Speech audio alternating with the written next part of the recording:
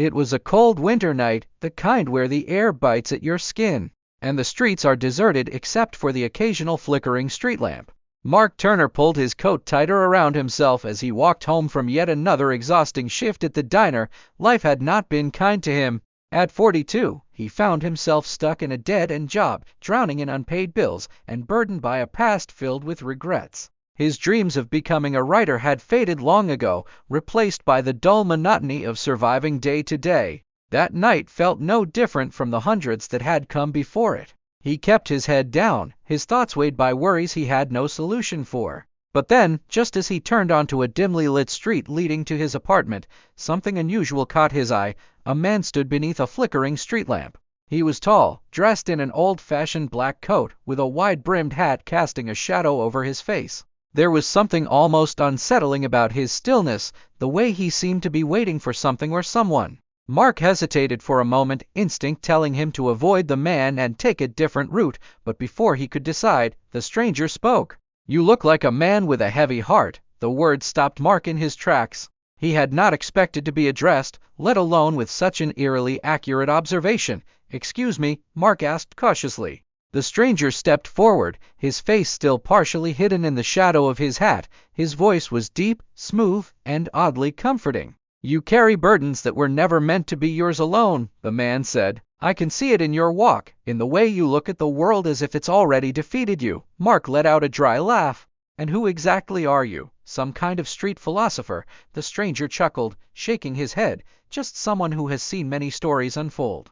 And tonight, your story is the one that interests me." There was something about the way he spoke that made Mark feel as if this conversation was not a coincidence. Against his better judgment, he found himself intrigued. "And what exactly do you think you know about my story?" Mark asked. "More than you might believe," the stranger replied. "Tell me, Mark Turner, when was the last time you truly lived?" Mark's breath caught in his throat. How did this man know his name? He took a step back, glancing around the empty street, his instincts telling him to leave. "Who are you?" Mark demanded. "How do you know my name?" The stranger smiled a slow, knowing smile. "I know many things, Mark. I know that right now you are drowning in regret over a book you never finished. I know that you believe life has already made its choices for you, and you have stopped fighting against the current." Mark felt as though the ground had shifted beneath him. No one knew about the book he had started years ago, the one that had once been his passion. He had abandoned it, convinced that no one would ever care about his words. "Who are you?" Mark asked again, but this time, his voice was softer, almost desperate. The stranger gestured toward a small cafe just down the street, its neon sign barely flickering. "Walk with me," he said. "There is much to discuss, and the night is still young." Against all reason, Mark followed. They sat at a small corner table, the hum of an old radio playing softly in the background. The stranger ordered 2 cups of coffee, black. He removed his hat, revealing a face that was neither old nor young, with piercing eyes that seemed to see straight through Mark. "You used to dream," the stranger said, stirring his coffee. "What happened?" Mark looked down at his hands. "Life happened," he muttered. The stranger nodded as if he had expected that answer. Yes, life, the great excuse for giving up." Mark felt a flash of irritation. "It's not an excuse," he snapped. "I had responsibilities, bills to pay, people to take care of. Writing wasn't going to put food on the table." The stranger took a slow sip of his coffee. "And yet, here you are, years later, still unsatisfied. The bills never stopped coming, did they? The struggle never ended.